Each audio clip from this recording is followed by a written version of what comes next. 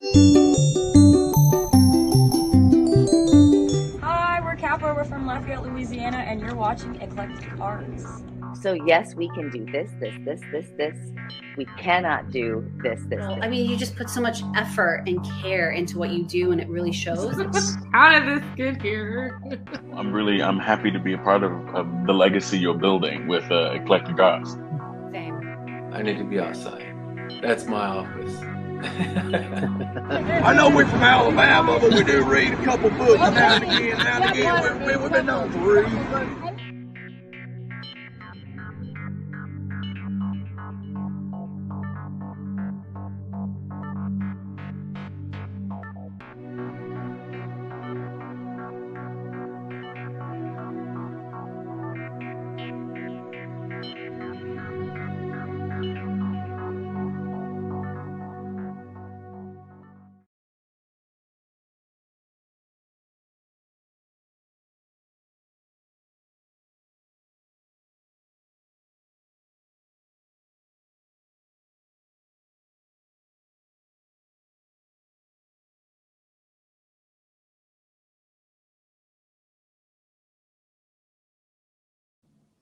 Good evening, good morning, good afternoon, wherever you are in the world. I'm Mark Sugiyama from Eclectic Arts, based here in Seattle, Washington. And thank you so much for joining me on this Tuesday, the 28th of June, 2022.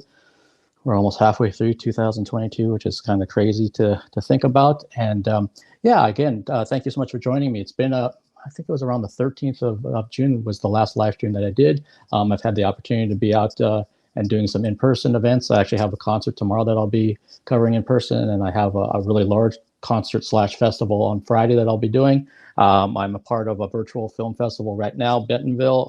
Tribeca is still going, which we'll kind of talk about as we get to my guest. But there's just a lot of things going on. If this is your first time joining me on my YouTube channel, if you could do me a huge favor and hit that subscribe button and also the notification bell, I would greatly appreciate that. If you're over on the Twitch side of things, if you could follow me there, that's where I started all of this virtual work just over 2 years ago with the wonderful band Alice, who will be here Friday in person. So I'm looking forward to catching up with them. And if you would like to know more about what I have coming up for my live streams, anything else that I'm doing for Eclectic Arts, please follow me as Eclectic Arts Media, one word, on Instagram. That's where I post everything first. Some of that information then migrates over to other social media platforms. I'm on most of the platforms, but some I definitely use more than others, and Instagram is the one I definitely use the most. So if you'd like to follow me over there, that would be great. And if you really like what I'm doing, there's always a donation/tip link for PayPal in every video description on my YouTube channel. It's also hidden on the Twitch page. I need to make that a little bit more front and center than having it hidden. But anyway, I greatly appreciate everyone's support for what I do. It's kind of strange. It's already been half a year of this. I am now on to, this is live stream number 286, and I started on May 22nd of 2020, again on the virtual tour with Alice. And for those that are new to me, I cover everything, the different genres of music, film, TV, opera, ballet, musicals, theater, just a little bit of everything that I consider artistic. Some things that aren't really even in the artistic realm, but are interesting and fascinating to me. And so if you happen to look through my YouTube channel after we're done with this interview, you'll see there's a wide variety. It's kind of like the circus mentality of like, well, if you don't like the, 7 clowns jammed into a VW bug, then maybe you'll like the guy that shot out of a cannon. Don't like that kind of mentality. That should be something on my channel that you like. And I'm always really, really extra stoked for film interviews because I have no film background whatsoever when it comes to how to make them and the whole process. So I'm always fascinated to hear about these things. And this particular film was really, really moving. I was telling my guest this beforehand, pre-show, about just how well done this film is, and it's something that's going to stay with you. So let's get to things. My guest today is a talented playwright, as well as screenwriter, producer, and director in the world of cinema. His latest film, The Resemblance, is screening now through Tribeca at Home through July 3rd. That was just extended all the way through July 3rd. So once you're done watching this, you can go right on there and plunk down a few bucks and you can watch the film. Please welcome to the Eclectic Arts Virtual Studio, Derek Nguyen. Hi, Mark. How Hi, are you? Derek. I'm doing really well, sir. How are you? I'm good. It's summer, so I'm feeling a little kind of like, but I'm good. Thank you for having me. Well, thank you for taking the time. I really appreciate it. Yeah, it's such a weird time over here in Seattle because yesterday we were like 91 and we dropped like 29 degrees today. So Wow, that's crazy. The yeah. world is the climate change is crazy weird. Yeah. Yeah, yeah. I mean, that's people at work yesterday were saying, "Oh, it's so hot and so sticky," and then today they're looking for sweaters and stuff.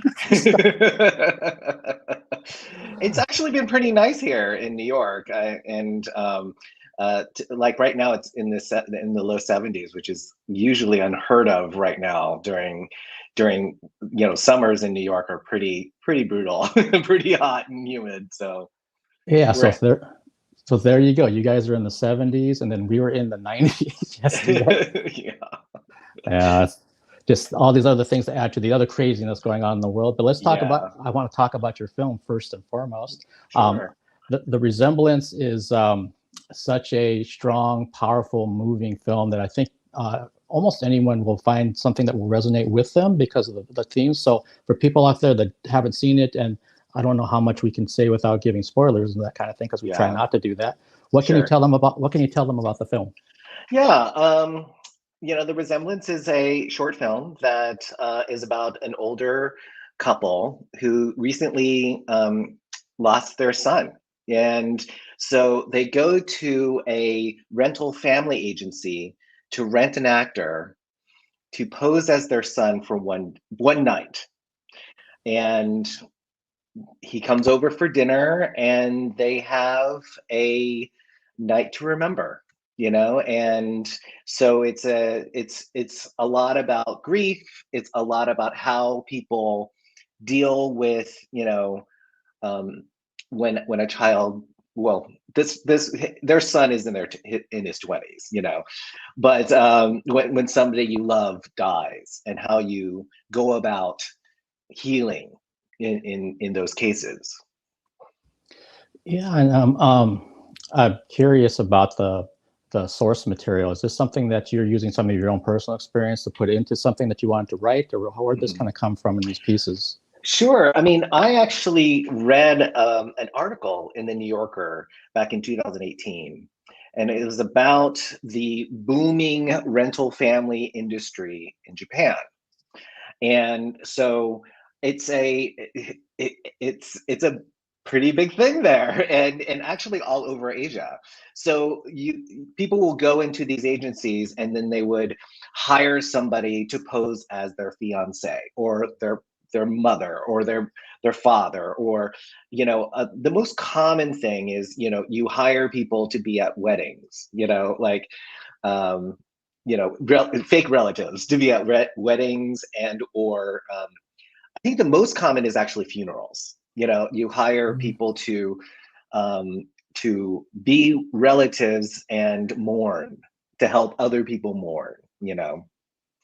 And so I was fascinated by this phenomenon, and it's actually all over Asia, and a lot of it has to do with, people do this because they want to save face. So, for instance, um, if you're single and you're a CEO of a company and you need somebody to pose as your wife or husband at uh, say a conference or something like that, you go to these agencies to hire somebody to be that person, you know, and so sometimes you're duping people, and sometimes actually it's to save face, and other times it's like they hire people as a kind of like a rehearsal for a possible real live interaction.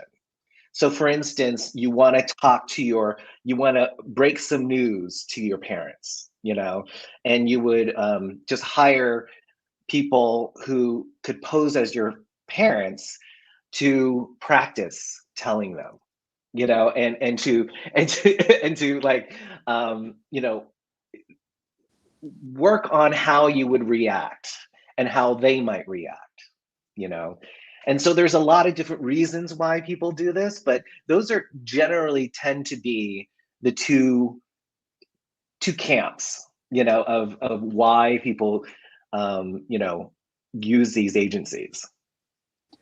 It's really interesting because I remember seeing something about the rental agencies, specifically in Japan, and the young man that they followed. I think he got a mom and a dad, and I don't know if it was I think it was a grandparent as well. And in his case, his grandparents had died when he was very young, so he kind of missed out on that whole experience. And I can't remember what the issue was with his, because his biological parents were still living. Maybe they weren't nearby or something. So he just kind of wanted to have that whole experience of what's this like to have this dynamic again of having parents and also having the next generation that he never really got to know. So I think some people, if they're watching this or hear about the whole renting a family, they're like, what is that about? What is that? Yeah, I know. Yeah, or their mind goes strictly to like relationship, sexual things or something like that. So I think, no, it's actually, there's so many other, and you just described two of the main camps of why someone would go to a rental agency to bring somebody. So like as you were putting this into the Resemblance, was it kind of hard to figure out like which angle to take with this? I actually ruminated about it for years. You know, I knew that I was interested in writing about the subject matter in some way. You know, I wasn't sure if it was going to be the agency or if it's going to be like the people who rent. And I kind of gathered a lot of these stories, and what kind of came up to me a lot was the like how people deal with grief, you know. And I instead, you know, sometimes people kind of like hear this and it's kind of like, this is kind of funny, you know, this is the premise of like a comedy or something like that. And so I kind of was like, you know, I didn't want to ridicule people, you know. I didn't want to, I really wanted to just kind of get down to why people would want to do this, you know, and kind of get deeper in it, you know. And so that's what I chose to do, you know. And I think that there's a comedy version of this, which I hope somebody makes.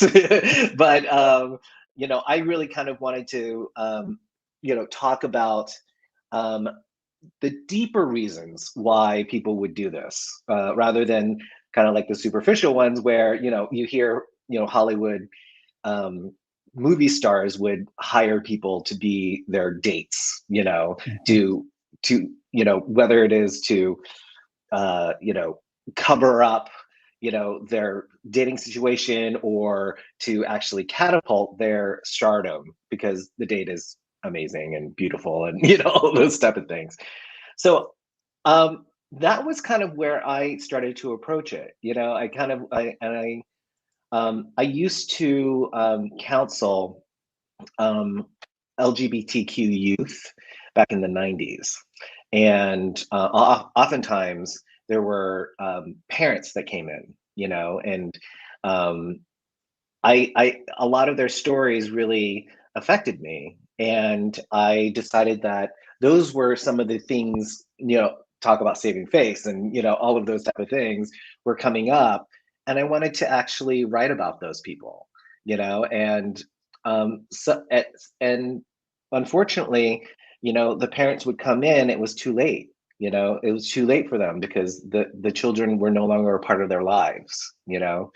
And it was a way in which they could kind of rebuild in some way, you know, and at least find some type of closure, you know, in their relationships. And so that's kind of where I was going with it. And you know, I'm currently writing it as a feature, you know, and it's going to be it's going to be more mysterious, you know, and it's going to feel more like a mystery. And but yeah, that's the approach that I took on this. Well, I'm very happy that you took the more serious. Here's the surface, but then now we're going to go deep down underneath the surface and kind of see what kind of this whole scenario kind of broaches all kinds of different topics and things that get brought up to the surface. And I thought one thing that's interesting too with the film, again, without giving too much away for folks, is that I think for everybody, when somebody passes, the way you view them is different than maybe when they were here with us. Right. And especially as time goes on, it really starts to kind of, almost in some cases, you might be putting them up on a pedestal. And like right. the reality was when they were here, things weren't as rosy as you thought they were. No, they weren't. Yeah, and I love that aspect, how it's brought up in the film. And it creates all kinds of other ripples that I won't get into. But it's just I wasn't expecting it. I think that's what was so great about it, because it was so much like, wow, look at where this is going. And I'm also really happy to hear that you're turning this into a feature, because I was going to ask you about that. It's like, I think there's a lot here that could really be fleshed out into a feature-length film. Thank you. I mean, another approach that I really wanted to do with this was that essentially I kind of wanted it to be a mystery, and and then there's something at the end that kind of like undermines that, and I was really interested in trying to catch people off guard, and try to figure out, and you think you're seeing something, but you're actually seeing something else, so for me, that was definitely an intention that I was going for when making this. So yeah, I mean, the feature is, I'm still writing it now, so as you know, it could change tomorrow. So but the circumstances are similar. It starts off the same, but then it goes into the father's search into his son's history, and seeing whether or not the person that arrives at his house is his son or not, and so it's I'm really influenced by Vertigo, so we'll see how it all goes. Well, it sounds fascinating. You're just hearing the little tidbit that you just said about which direction it's kind of going, and obviously you'll be fleshing everything out. And when you get actually to shooting and editing and all that fun stuff, and we get to actually see something in front of an audience, that I'm really looking forward. Because again, folks, I'm not blowing smoke. This film is really worth your time to plunk down the dollars and check this thing out. And then you'll understand why I'm so high on it, and the fact that Derek's going to be doing a feature based on the story and the idea is even better. So thank you, Mark. That's really great. I'm glad that you got something out of it, and I mean, the thing is that it's only 15 minutes, and so I was surprised that I mean, in all honesty, I wrote it in 40 minutes, and it just all kind of came out, and I was lucky enough to have won the Future Gold Film Fellowship, and which is presented by Tropica Studios, Netflix, and Gold House. And so they were the ones who financed the film and are helping to get it out in the world. So I'm really deeply appreciative of them supporting the project, and I hadn't done a short film in a long time, so I've made a feature, and I produce a lot, so it's great to actually get back into the director's chair. Yeah, and when you mentioned that you wrote this in 40 minutes, it just kind of flowed out of you. Do you find when those moments happen, or in this case, the entire moment happened, is that when you get the better stuff, or is that when you have to sit there and labor at something forever? It depends, actually. Sometimes I kind of like to ride the wave, when you're inspired and you're just like, and you're feeling it, just keep going, Sometimes it's crap, sometimes it's good, at least I'm just, I keep going, and I keep working hard at it. I find that it's easier to write when I'm on this wave, and that I'm feeling inspired, and usually the first draft is that feeling. It's usually the second and third draft is like, oh God, I have to fix this, and which is a little bit tougher. But I was lucky enough to just actually kind of go through this pretty quickly, and yeah, I mean, we shot it in 3 days, and it was really quick. It was only a few months that it took for us to make this, and of course we had the resources to do that because of the great companies that I'm working with. But yeah, usually doesn't take this less time. It's usually a lot longer.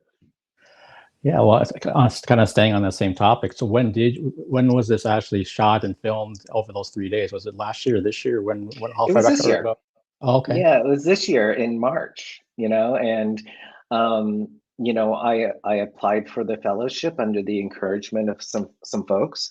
I didn't have a script, and they were like, "Oh, there's this fellowship. You should just write something," and I did. That was in November. I heard that I got it in December, yes, and then 2 months later, I was shooting. And we cast. I got all of my amazing casting crew within like 3 weeks. And I have incredible producers that helped me with this, and I shot it all in LA because a lot of the folks that are in the film are LA based. And so I decided, and I'm from LA, even though I'm in New York, I'm from LA. And so it was a lot easier for me to just kind of like for us to get everybody together in LA. And it was a great shoot. It's it was You never have enough time, you know. You're always trying to get more time. You're always running over time. We knew that it was ambitious to do 3 days, but we had to do it. We just did it, you know?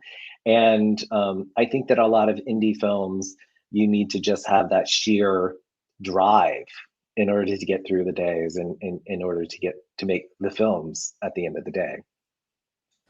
Yeah, I mean, I've been so fortunate to talk to many filmmakers in different capacities, especially independent filmmakers over the last like year and a half, and I really relate to that kind of nose to the grindstone mentality that all of them have, because just like you said, if you're passionate about something, like we took 3 days and said that's pretty ambitious, but we're going to make this happen. We're going to do it, and maybe we don't have the luxury of having a huge budget or huge everything else. It's like we need to make this work as quickly and as efficiently as possible, but also not sacrifice what the vision is. Exactly. I mean, that's the thing is that that's your job as a director, to try to capture everything that you're trying to achieve, get all the shots, and make sure that nobody screams and yells at you and each other, and and make sure everybody leaves safely, with and feel creatively fulfilled. Those are big things to try to accomplish, and with some pressure, with the time pressure and the economic pressures and stuff like that. But it's worth it in the end. You're taking this out to the world, and hopefully people will relate to it or get something out of it. Yeah, I'm thinking back to a director that had done a feature, and he was saying that he needs a T-shirt that says, "Can we just?" Because everyone on the crew is always, "Can we just do this? Can we just change that? Can we just?" And he says, as my job as the director is not to be a jerk, but to kind of maybe listen to some of those ideas, maybe incorporate them, but maybe not incorporate some, because we have a timeline, we have a budget, we have a location, we got to go over here. It's like we can't do all of it, but I will at least try to incorporate it because I don't want to shut you down either. Yeah. And he said, yeah, there's certain days when it was driving him nuts, and other days where it was like, well, that's the best idea ever. I didn't even think about that, so we incorporated it. So it's like I got to listen to both. Yeah, I would absolutely agree with that. I mean, one of the things that when people ask my advice, first-time directors will ask my advice about directing, and one of the key things that I actually say is just listen. Just listen to everybody, because they're trying to help you. You don't have to take everybody's advice. You don't have to take everybody's artistic whims, but it is important to listen. And listen to what your actors are feeling. If they're feeling a certain way, it will show on camera. And so it's not just screaming at them and saying and saying, just say the lines, okay? Just say the lines, And it is more about like how you collaborate. There was this one scene. It's a pivotal scene in the film for the Resemblance, that the actors were not feeling it, and they weren't feeling the moment, and so we ended up like workshopping it a little, on set, which is something that everybody, all of the crew members are like, hello, but we had to, and it ended up working a lot better, than what I had originally intended, and it ended up making the film a lot better. So I'm really grateful to hear what the actors are saying, how they're dealing with the script and the material, and also like, we can all come together to make it the best that it can, and I think that it did. Well, that's interesting when you talk about advice about listening to first-time directors or someone who's newer to jumping into the realm that you've been a part of. And it seems like from, again, the other film people that I've had the pleasure of talking with, all of them talk about you have to be someone that wants to collaborate with other people. If you're someone that's like going to be like a dictator and granted, some of those people have come through the film history over time, but if you're somebody who's trying to like get things going, you can't be that person and not have everyone just basically jump ship away from you. Yeah, and you're going to end up with a really poor product. I agree. You can't be an expert on set design and cinematography and costume design and everything. I mean, some people can. I'm not saying that you can't, but some people can. I think that the majority of directors have to rely on these artists, these really accomplished artists, to advise them, and listening to them is probably going to be to the betterment of the film and also to the relationship. So I'm a true believer in listening. I had I actually had everything flip-flopped on me about a week and a half ago where I was interviewed on one of these. Oh, cool. And so that's something that people were asking me about my interview style, and I talked about listening to my guest. And it's something that is so paramount to anything, at least on how I do my interviews and how I want to come across with more of a conversational tone. But it's like, if you're not listening to what the guest has to say, or even just reading their body language, it steers things in all kinds of different directions that I may not have planned. I was like, I'm going to do this, this, and this. And then I press the button here, and then the guest joins me. I'm like, oh, they're not having the best of days and need to talk for a little bit. Then we do that, and we start a little bit late, or maybe they're so high strung about whatever, and I didn't know the personality was going to be like jumping off the walls. Like, okay, I maybe only have to ask 2 questions here because they're going to just go forever. But then that's part of that whole, like, I don't want to call it sizing people up, but it really is just kind of getting the feel for them, and then figuring out which way do you want to go. And I would think, sounds like as a director, you're kind of doing the same thing. You're listening to the experts and the artists and creatives around you, and then figure out, okay, how can I put this into what I know my vision is? And then we can get there together. Well, I think that a lot of what we do is all good collaborators learn and know how to assess and read the room, and how your presence and their presence, how you can work together in that, and that's a big part of directing and producing, actually, is how you're able to work within the personalities you have to deal with, the interactions that you have to deal with is a lot of the job, and I think that that's something that isn't usually taught, especially in film schools, is how to interact with people in an effective way, and as a director, you're communicating your artistic vision, your creative vision to everyone, and learning how to communicate is key, So. Okay. Yeah, no, again, from the folks that I've talked to, and then even for myself and the little bit that I've started dabbling around with other things artistically, you have to kind of figure out what you want before I think you start collaborating with anyone. But then once you have that, you got to share that with everybody else and then see what they bring to the table. And you end up with something that in some ways you never even thought you were going to have, because it got so much better by having these people involved with your project. That means you pick the right people. And sometimes you don't. and that's the thing is that sometimes it doesn't work out, right? Yep. And, one of the hardest things to do is you have to let people go, and that's a skill in itself. I did learn how to do that when I was producing. And I went when I learned how to do it in the most graceful way that I could, and it's hard, it's hard to learn how to have those skills, but yeah.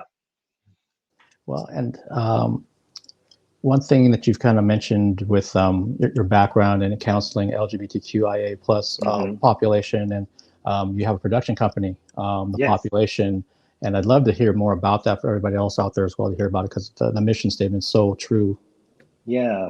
So, I co-founded a production company called The Population, and it is we produce works by underrepresented voices.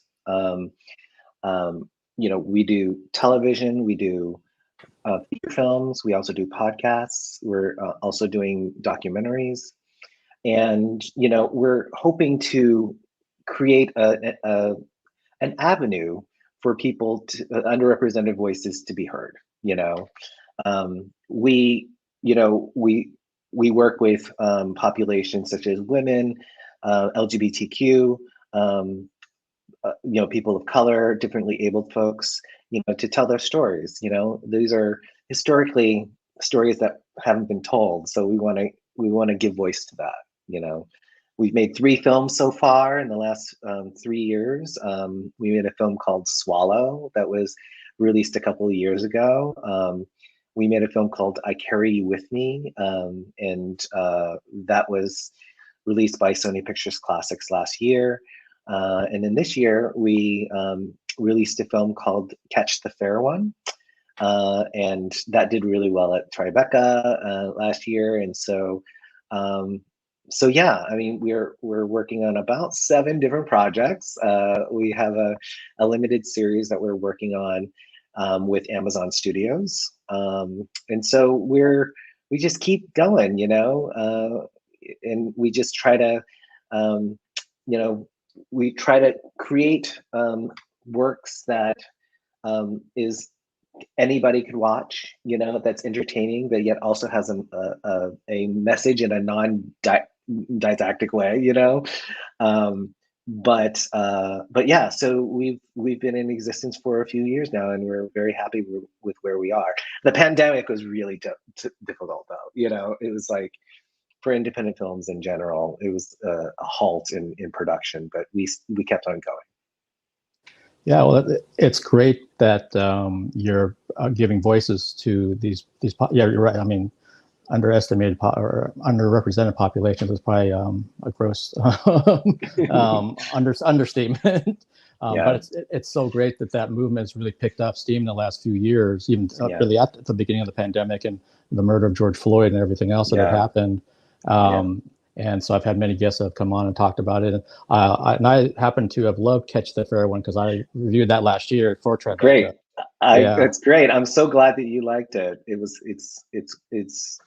one of my favorites that we've made, and it's done very well. And recently, Kaylee Reese, it was announced that she's going to be, one of the stars of the new season of True Detective, and she had never acted before before appearing in Catch the Fair One. So we're extremely excited that she's going to be working with Jodie Foster. It's amazing.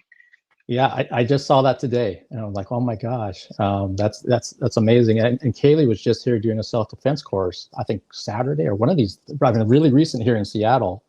And I got a chance to speak with her a little over, about a year ago.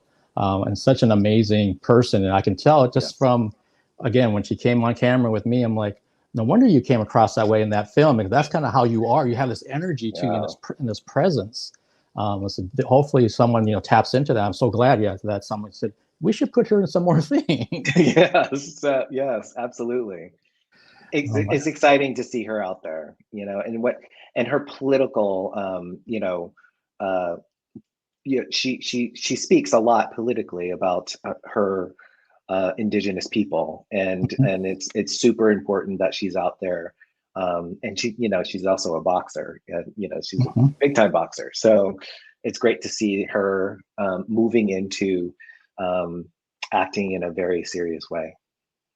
Yeah, I couldn't agree more. And she's such a great role model for young ladies, young Indigenous folks, and people who think they can't do it. It's like, here's a perfect example of someone who had a really tough upbringing and faced a lot of things that other people are facing right now. And then it's like, look what she did to get where she's at now. And then she's giving back, just constantly giving back to the communities that she's a part of. And I couldn't have been more impressed with her when I talked to her last year. Yeah, she really knows how to talk. Yeah, she really knows how to convince people, and I think that's great. Yeah, for sure. So for some people, I guess myself included, you directed and wrote The Resemblance, but then, like you said, you've done a lot of producing for other projects, and then directed the feature as well. What's the difference for wearing the producer hat versus the director hat? A big difference. It's interesting because I told my producers on Resemblance that I didn't want to produce this, and I wanted to take that hat off. But I found myself falling into that because I'm so used to it,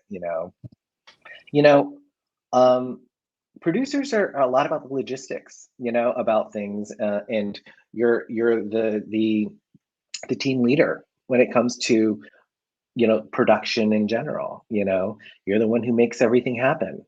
And I had to put that away when I'm directing, because what you're responsible for is the creative vision as a director. And so there are times when I'm like, oh, I want this, but that's going to be kind of expensive. And I'm like, no. I have to stop thinking that way, or that's going to take a lot of time. And I had to really just go, okay, what's best creatively for the film, I think a lot of great directors also produce, because they are people who understand how everything is put together, and having that in mind is really helpful, in knowing how to execute your creative vision with your team. Okay. So it makes sense that since you've worn that producer hat many times, that it was hard to let that hat go for The Resemblance, and it's creeping its way into some of your well, thoughts. I tried my best to not produce, and my producers were, okay, Derek, you're not producing this. I'm like, oh yeah. Okay. But I love directing. It was my first, writing and directing was my first love, and I got into producing, even though I love it, and I think I'm good at it, is because I was writing and directing things about the Asian American experience, and this was during the 90s and the early 2000s, where basically my agent at the time and my manager at the time would send out my scripts to the studios and everything, and they would be like, we love the writing, but we can't cast an Asian American lead in a movie. They weren't ready for that.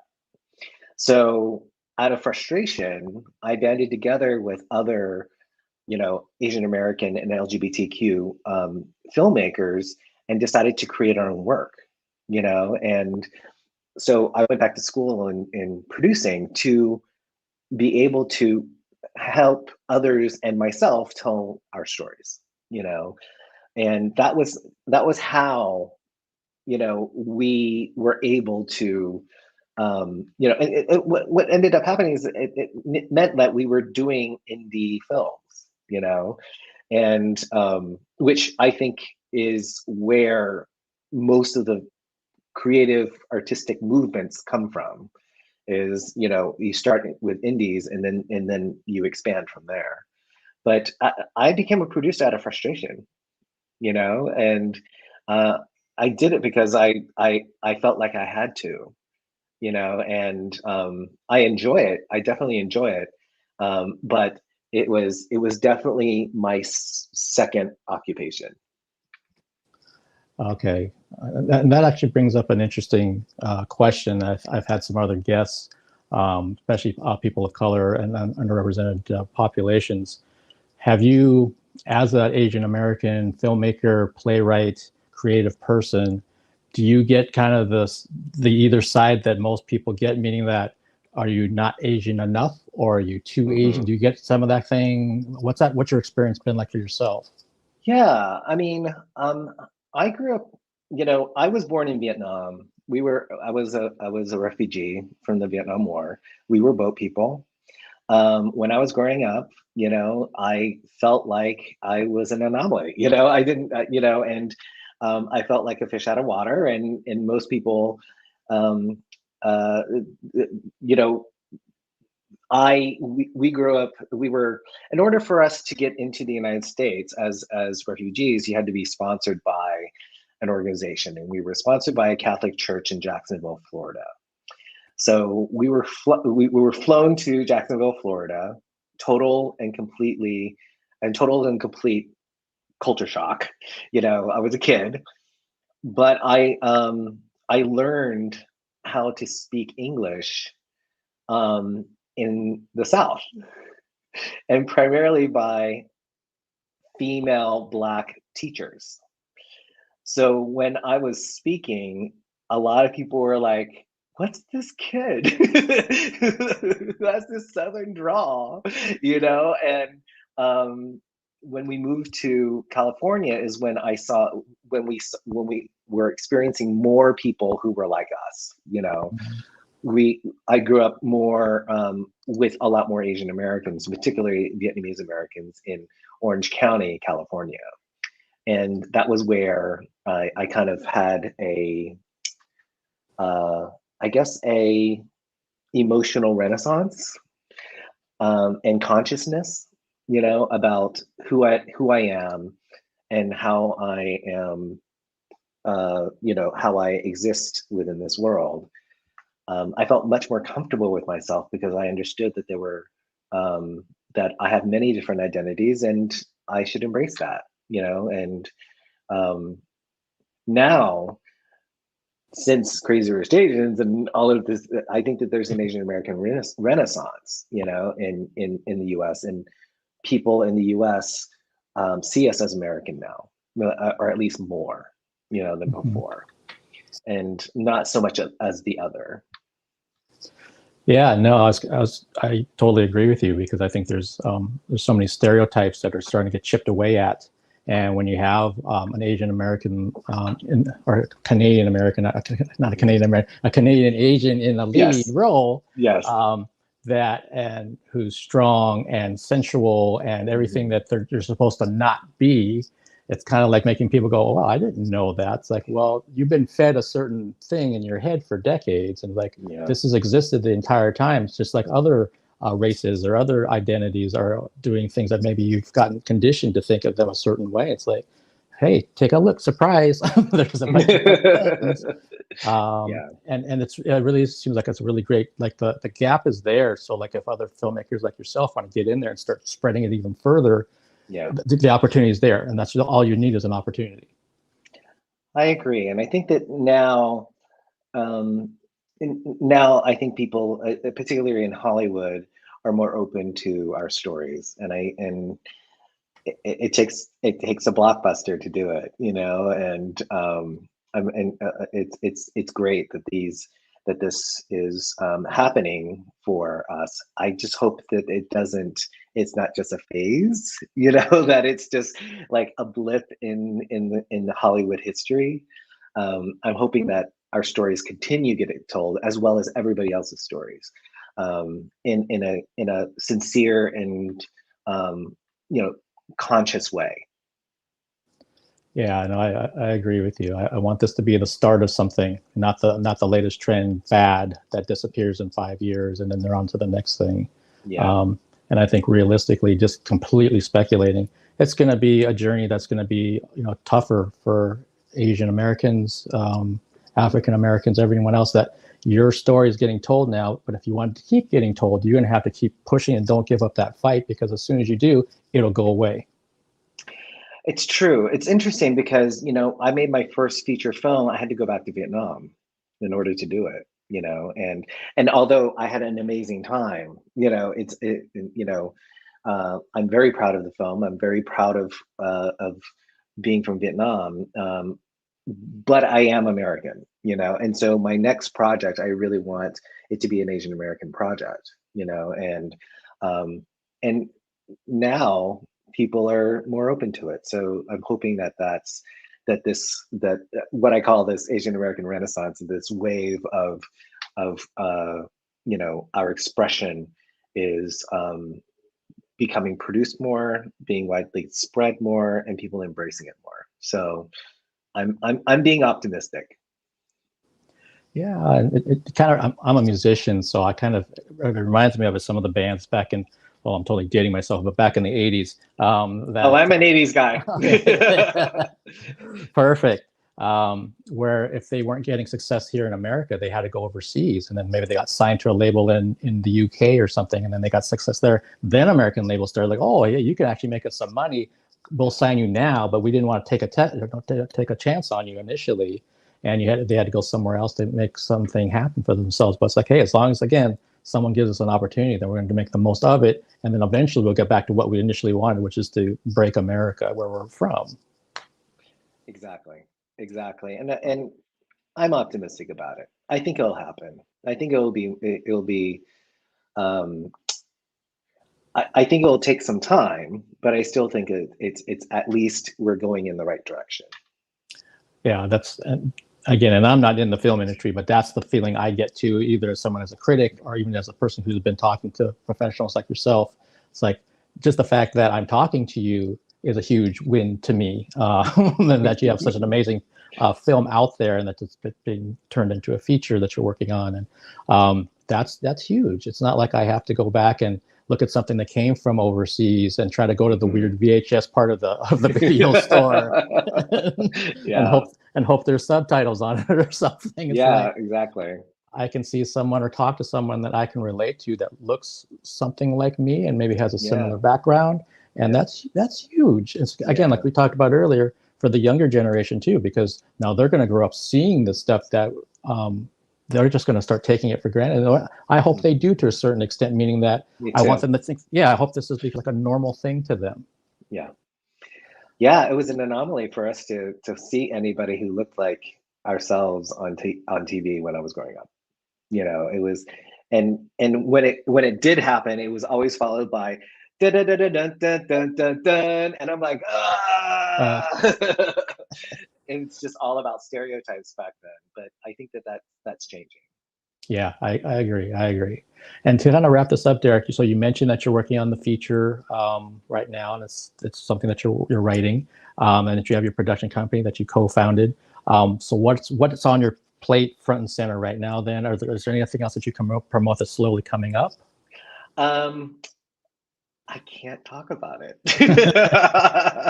I wish I could, but I am writing something that I'm intending to direct that's a comedy. And I'm excited about that because oftentimes, like especially Vietnamese Americans, history is always done in a way that is about the war and all things that are pretty dramatic, and those stories are very valid, and I love them and they're great. Very rarely do we get comedies, so I'm working on a comedy. And so it's something that I've been working on for quite a few years now, and now is starting to roll. So yeah, I'm excited about it. That sounds really, really interesting, and I love the fact that you said there's some stories that haven't been told from your perspective, and a comedy would be one of them. Yeah. And I before we go, I'm so bad about this. A lot of times, oh yeah, we're going to be wrapping things up, and then I think of something else I want to ask you. You started, correct me if I'm wrong, but that your background was really as a playwright, yes. of writing for the stage. Mm-hmm. And so is that something that you see yourself going back to or continue to do, or are you kind of moving away from that world into this other film world? I love theater. I will never give up theater. The reason why I started writing plays is because it was something that I felt like was accessible for somebody who's from a working class background, and never saw anything on television or on the silver screen that included me.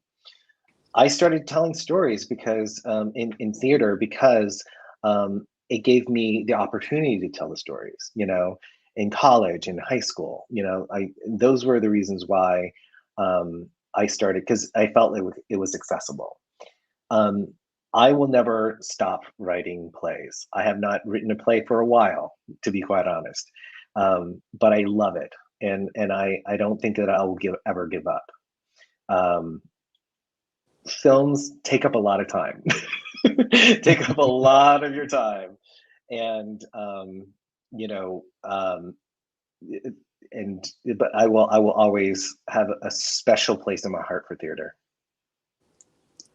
Okay, well, and see, in my mind, I'm thinking maybe down the road you write this play that you get directly involved with, and it goes onto the stage, and then someone wants to turn it into a film that you're also involved with, and then it gets spun off into a TV series on Netflix or something.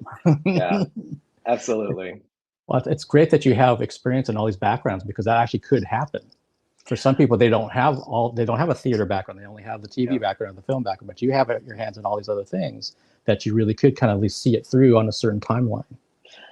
I'm a lot older than people think I am. I am dating myself because I grew up in the 80s. So.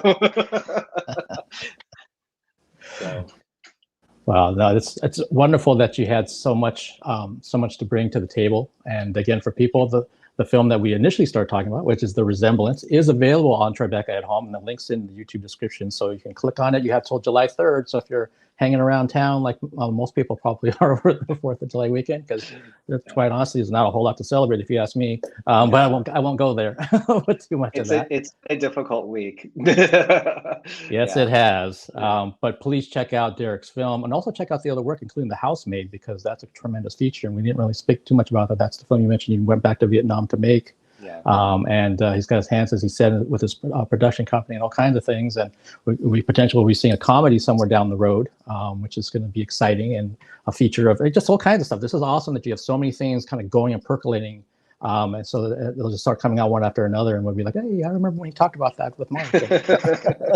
Thank you so much for having me. It's so great to be here, and I'm so excited to be working with you and a media arts organization and company that is embracing all arts, and I think that's really important. Well, thank you, and thank you for taking the time. I thoroughly enjoyed talking with you, and I wish you every success with the current film and everything else that you have coming up in the future here. And I say this to every guest because I truly mean it. If you ever would like to come back on, I would love to have you back on as a guest, either to catch up on things, or if you have something directly that you want to promote. Mark, my film's ready to come out. Come talk about it. Please, you know how to get a hold of me. You have all my information that even some of my friends don't have. I'm not hard to get a hold of, but I truly love having guests come back. And if you look at my YouTube channel, people, you can see that I've had a lot of repeat guests, and that's for a reason, because I love having them come back and connect. And the newness is gone, and then you just kind of move forward with whatever you want to talk about in the future. I'd love to come back. Thank you so much, Mark. And I really appreciate this. Thank you. Thank you. Have a good night over there. Take care. You too. Take care. Bye. Bye.